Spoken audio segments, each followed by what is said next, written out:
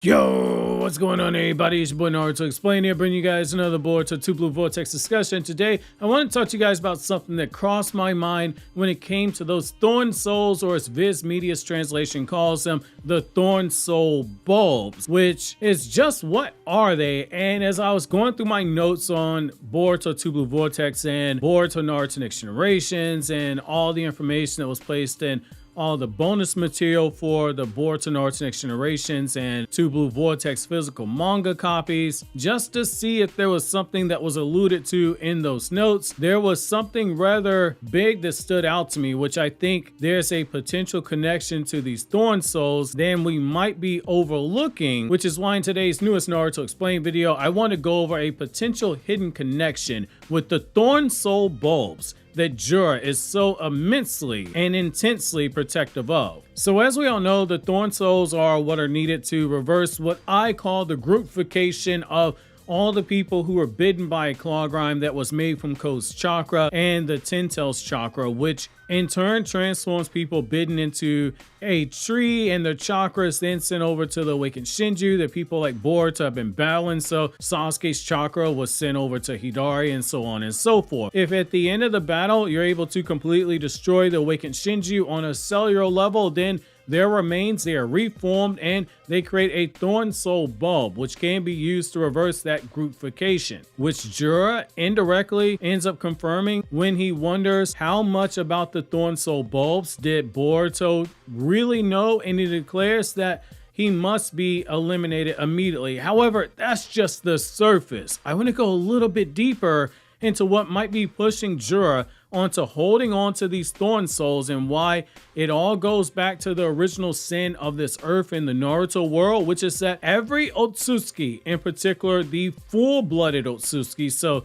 not partial bloods like Toneri, who is the descendant of a half-breed, each of them, when they got to Earth, even as far back as when Ishiki and Kaguya showed up 1,000 years ago on the timeline, there was something so special about the chakra on this planet and in the chakra fruit that Kaguya went, hold on a second. So why do I need to be the one who has to go through and find a vessel, then get eaten and reborn, and then you keep the chakra fruit? This don't make no sense. So she waited for her superior, Ishiki, until he was off guard, and she hit him with an attack that left him near death, which someone getting hit by an attack off guard by someone as strong as Kaguya is gonna do some damage. Anyone saying otherwise, you're being disingenuous. So if we go by the anime, in particular the scene that the former writer of Boruto, Ukyo Kodachi, who wrote both the light novel that the anime adapted as well as that anime episode itself, the moment that Momoshiki hears about the space-time curvature and the potency of the chakra fruit, he hits the pause button on everything that he's doing, and he says, hold on a second, something that high is supposed to be reported directly to the higher-ups of the clan. Ever since that moment, we've seen Momoshiki be absolutely obsessed with getting the Earth's chakra fruit,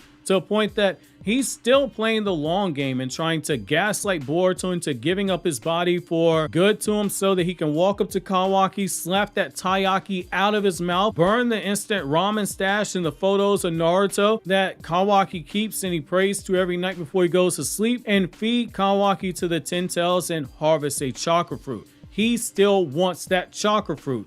And he's not alone. Think about it for a second. Ishiki, even after surviving the attack on Kaguya and getting a brand new vessel in the form of Jigen, a vessel that is 100% Otsutsuki on a genetic level, and that Ishiki was physically inside of his body, inside of his brain to control it. He could have just gone back to the clan and reported what it was that Kaguya did, reported like he was supposed to, that hey, this chakra fruit's got something special about it, yet he didn't do none of that. He just bided his time until he could build his forces, and then he went right back to trying to find a vessel for his body, since Jigen couldn't properly take to the karma despite being 100% Otsutsuki. Also, he could feed himself and Jigen into the Ten Tails, then revive into the body of whatever poor soul, which ended up being Kawaki, that had his karma seal, and he was going to take the chakra fruit for himself. He wasn't going to go back to whatever Otsutsuki higher up there is and say, hey fam, look at this chakra fruit I've got right here. This is pretty special, ain't it, boss? Nah, he said, nah, this one's mine. He was greedy just like Kaguya. he was greedy, just like Momoshiki. There's something to that. So here's the thing. None of the actions of all those Otsutsuki scream the actions of someone that is abiding by clan law to try to report the Earth's chakra fruit as being abnormal to the clan. And I believe it not only has to do with the Thorn Soul bulbs, but also the information that Boruto 2 Blue Vortex Volume 2 discloses to us in the database for the manga volume itself, which, if you watched the video I did back when Volume 2 was released a few months ago, you know I discussed what that volume says about what it means to become a god of the Otsutsuki, so you know exactly where I'm going with this. And if you haven't watched that video, when you click the show more button down in the description box, I'll leave that video link for anyone that wants to check it out, because I'm not going to repeat everything I said in that video. So here's the thing. The Earth's chakra fruit, it is special compared to other planets, just because it contains the chakra and the genetic data of all the beings who have ever set foot on the Earth at any point in time. This means Prime Sage 6 Pass Hagoromo when he was a 10-tailed Shinchuriki, his brother Hamura before Hamura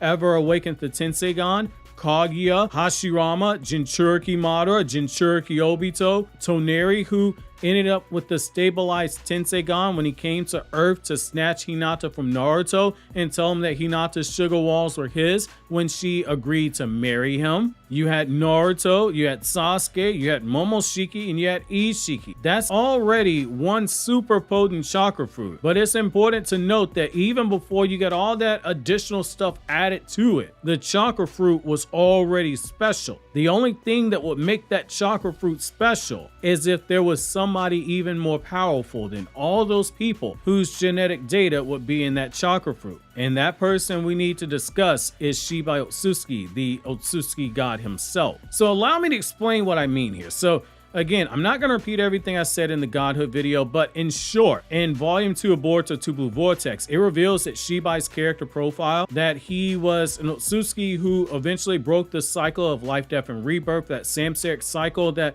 all the Otsutsuki follow in order to become gods, which resulted in his discarded body morphing into the god tree itself. Obviously, with something like this, his entire power is not going to be in that god tree itself, because his soul literally ascends to a higher plane. Chakra is made up of both physical and spiritual energy. Here's the thing we gotta keep in mind. Amato tells us in chapter 75 of Boruto Naruto Next Generations that Shibai was able to ascend beyond needing a body and ascend to a higher plane, leaving behind his body, which the database for the physical manga volume reveals ended up becoming a god tree. As we are right now, in the lore of the franchise, we don't know where the Tentos came from. That is a huge question that has never been answered.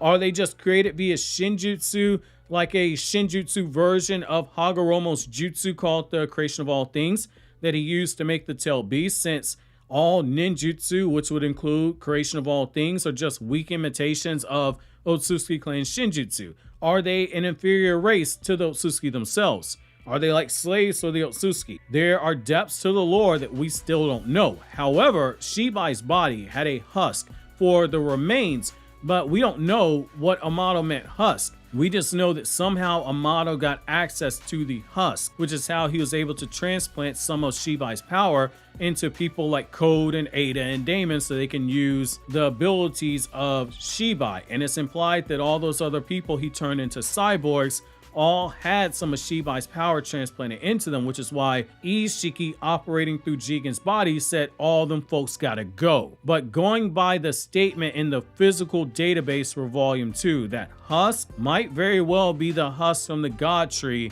that his body was turned into, which would explain how it is possible to transplant the DNA to the people that he did. Momoshiki tells us in Boruto Naruto Next Generations that, hey Boruto, haven't ever asked yourself how many times did mankind have their memories altered via shinjutsu, via omnipotence? A shinjutsu that, again, the database reveals is something that belongs to Shibai Otsutsuki himself and can only be properly used by Shibai. So if mankind's had their memories altered before, it had to be Shibai, because yes, Momoshiki knows how it works, but knowing how something works does not mean that you know how to perform it. Momoshiki made clear to us as readers, as well as to Boruto, this was not the first time omnipotence was used on humans, meaning that Earth to a degree has been used as a harvesting ground before, which it would line up. We know that Kaguya harvested at least a part of the planet for a chakra fruit in the past. Those were not lines that were dropped in the story randomly. We're going to eventually circle back to it. But if that is what ends up being the case,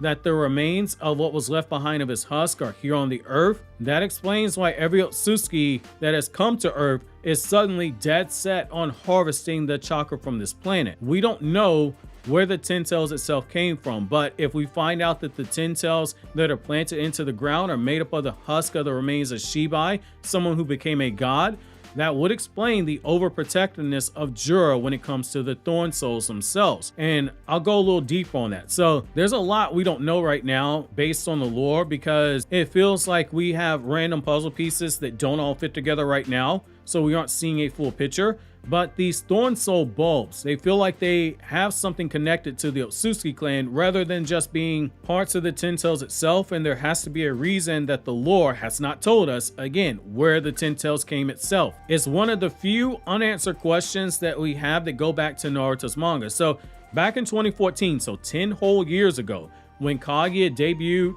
in Naruto's manga, there were questions that were being asked in the fandom. I remember I was one of the people asking them on forums. Where did Kaguya come from? Because Hagoromo said she came from a faraway place in the stars, but nothing in the 4th Naruto databook gave us any substance. It annoyed a lot of people back then. The databooks clear up a lot of seeming plot holes and they give a lot of world building information, yet there was nothing about that in the databook about where the 10 tails came from, or where Kaguya came from in particular. Then the question became, why was she building an army when she was this powerful?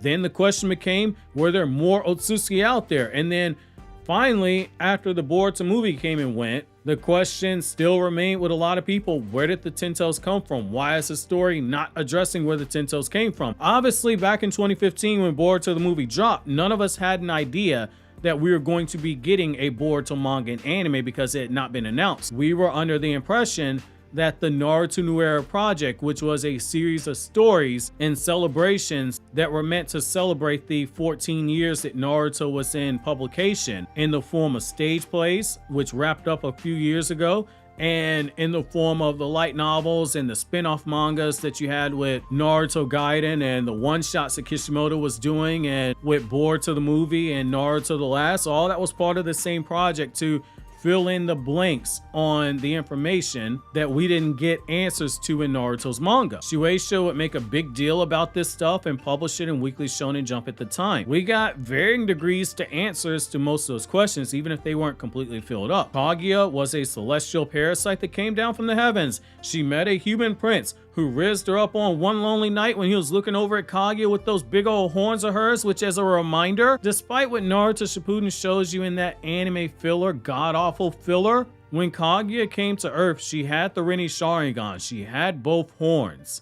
There is no MILF Mommy Kaguya that everyone keeps bringing up. That prince looked at that Rinne Sharingan eye, he looked at those horns and said, man, I wonder what that horn do right there. And one lonely night, reason gave way to passion, and then 9 months later, out pop Hagoromo and Hamura. We learned that there used to be a whole tribe of partial Otsutsuki on the moon who were keeping watch over the Earth before the civil war on the moon left only Toneri and his father as survivors, and eventually only Toneri, and that guy Toneri suddenly became Hinata's #1 simp. We learned that according to the Boruto movie novel, and the Boruto manga, that a pair of invaders that Kaguya wrote down specifically by name, Momoshiki and Kinshiki, down in her scroll, that she was preparing an army to fight Momoshiki and Kinshiki, and she was scared they were going to kill her for eating the chakra fruit, meaning the scroll got written after she ate the chakra fruit.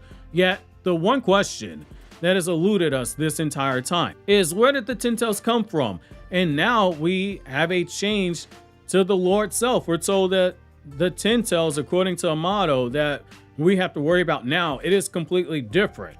We have ever-changing Otsutsuki clan lore.